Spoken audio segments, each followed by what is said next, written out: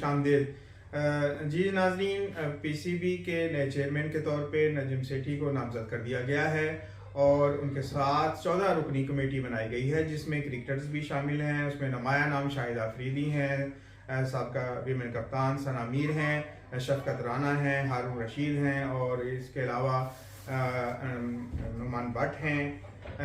ये जो हैं नुमान भट्ट जो ये वजह शोहरत ये भी रखते रहे हैं कि कोयटा इशू जब हुआ था, कोयटा में जब बोर्ड ऑफ गवर्नर्स की पीसीबी की मीटिंग हुई थी, जब एहसान मानी चेयरमैन पीसीबी थे, तो उस वक़्त इन्होंने चेयरमैन की पॉलिसियों पर एतराज़ात उठाए थे और कहा था कि एमडी का जो ओहदा है पीसीबी में वो आइन में नहीं दर्ज और उसको इंडल्ट किया गया है और उसकी लाखों की सैलरी है जो कि दी जा रही है। इसी तरह और भी पॉलिसियों पर एतराज़ात उठाए थे उन्होंने, जिसकी वजह से उन्हें पीसीबी ने जो है वो मुअत्तल कर दिया था और 3 साल पाबंदी लगा दी गई थी।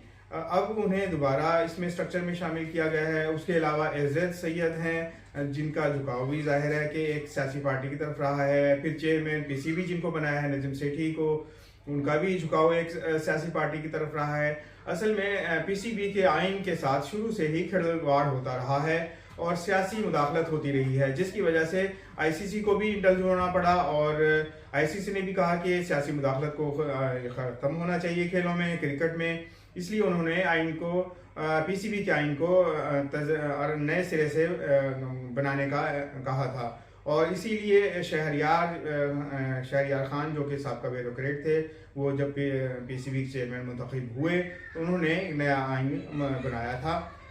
इससे कबल 2014 में जो आइन चल रहा था उसमें भी बहुत से मामला थे, मुदाखलत हुई थी। जब चेयरमैन बनाया गया था नजीम सेठी, इससे पहले इस दफ़ा नामजद होने से पहले 2 मरतबा जो हैं वो चेयरमैन पीसीबी रहे हैं। 2013 से 2014 तक वो रहे हैं और उसके अलावा 2017-18 में वो मुंतखब हुए थे। इस तरह वो 2 टेन्योर गुजार चुके हैं और इसके अलावा उनका जो तनाज़ा हुआ था वो एक और साबका चेयरमैन पीसीबी रहे हैं, ज़का अशरफ, वो उनके साथ था। उनका झुकाव भी एक सियासी पार्टी की तरफ था। इस तरह जो भी हुकूमत आती है वो अपनी पसंद का, मनपसंद का चेयरमैन लाना चाहती है और जबकि पीसीबी का आइन बना, उसमें सियासी मुदाखलत को रोकने के लिए शहरियार खान ने बड़ी इसमें तब्दीलियां की थी और नया आइन जो है वो लागू किया था। 2019 में ये आइन लागू हुआ था, जिसमें डोमेस्टिक स्ट्रक्चर को जो है वो तब्दील किया गया था। उससे पहले जो है वो ऐसी तब्दीलियाँ लाई गई थी कि चेयरमैन के इंतखाब के लिए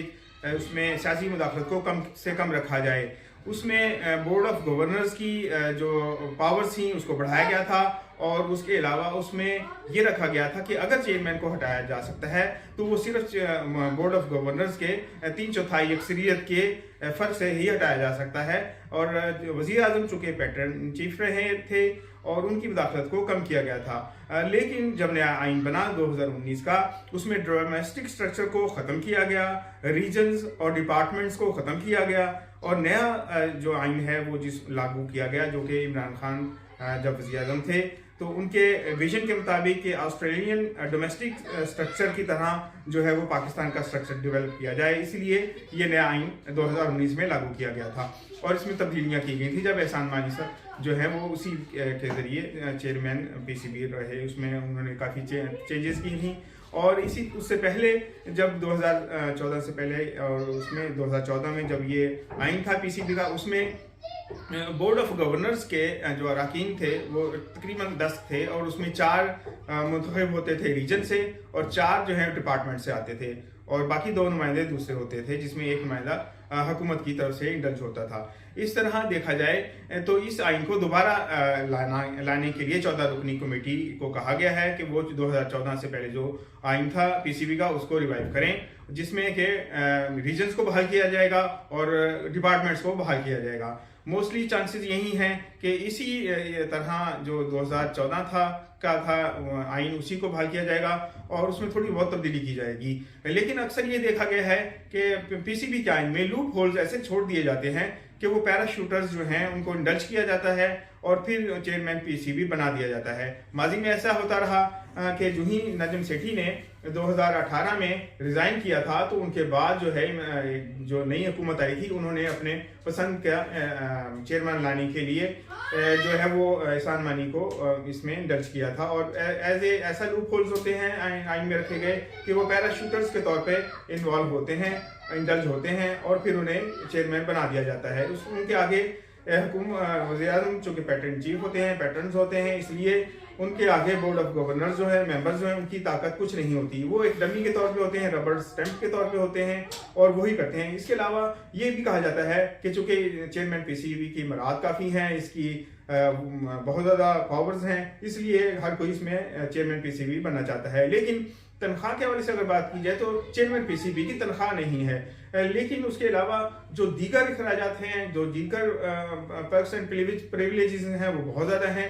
मसलन अभी लास्ट जो है गुजरे रमीज़ राजा, तकरीबन उन्होंने 15 माह 1 साल 3 महीने गुजारे और उसमें उन्होंने उनके मुताबिक उन्होंने कोई तनख्वाह नहीं ली, उनकी तनख्वाह ज़ीरो थी। लेकिन उसके अलावा जो दीगर उनके अखराजात थे जैसे हाउस रेंट है, रेजिडेंशियल वो अखराजात हैं, ट्रांसपोर्ट ट्रैवलिंग है और बिल्स हैं, दूसरे मेडिकल है, इस तरह ये काफ़ी सालाना लाखों में बन जाता है। लेकिन बाहर उसके अलावा जो इनके मुलाजमीन हैं पीसीबी के वो बहुत ज़्यादा हैं। तकरीबन 18 मुलाजमीन जो हैं जो वो रेगुलर हैं, उनकी तनख्वाहें 5 लाख से ज़्यादा हैं, जबकि 350 जो हैं मुलाजमीन वो कॉन्ट्रैक्ट बेसिस हैं। 18 मुलाजमीन में से सबसे ज़्यादा तनख्वाह जो है वो सीईओ की होती है। जो उससे माजी में जब एहसान मानी थे तो उस वक्त वसीम अहमद खान थे, उनकी तनख्वाह तकरीबन 26 लाख बताई गई थी। जब चेयरमैन स्टडी कमेटी के सामने ये मामला आया था तो पार्लियामेंट्री स्टडी कमेटी के सामने जब रिकॉर्ड पेश किया गया था पीसीबी ने, तो उसके मुताबिक 26 लाख जो है तनख्वाह थी सीईओ की, जो कि उस वक्त वसीम अहमद थे।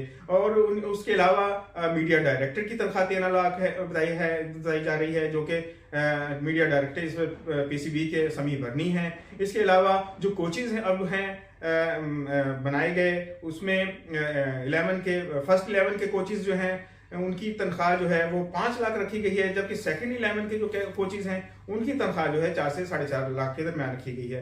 अगर यही देखा जाए तो अगर ये आइन होता है, खत्म होता है, नया आइन होता है, तो ये सारी चीजें खत्म हो जाएंगी और ये कोचेज, इनकी तनख्वाहें, ये सब कुछ खत्म हो जाएगा। और नए आइन के मुताबिक फिर वही रीजन बहाल होंगे और डिपार्टमेंट्स बहाल होंगे। रीजन का जो सदर होगा वो गवर्निंग बॉडी में आएगा और इसी तरह फिर जो डिपार्टमेंट के सरबराह होंगे वो आएंगे। और इस तरह जो कई सैकड़ों बेरोजगार हो चुके थे खिलाड़ी, उनको नए सिरे से इस रोजगार की तरफ लाया जाएगा। नाजरीन, इसी अपडेट के साथ हम इजाज़त चाहेंगे। अल्लाह हाफिज।